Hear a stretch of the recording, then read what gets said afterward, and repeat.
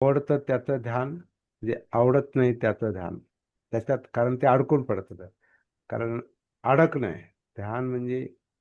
हो काय तो त्याच्यात त्या विषयात ते अडकतं, अडकून घ्यायचं.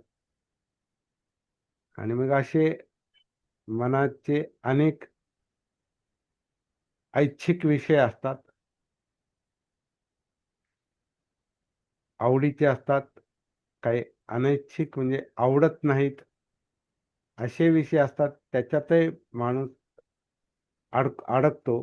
कारण जे ते एक पाहिजे असतं, दुसरं नको असतं. आणि नको नको म्हणून ते बाजूला होत नाही. मग त्याला हटवण्यासाठी काहीतरी प्रयत्न करणे,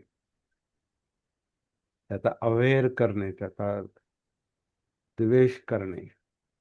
कारण काहीतरी पाहिजे असतं. तर हे याच्यामध्ये लोभ आणि द्वेष ह्या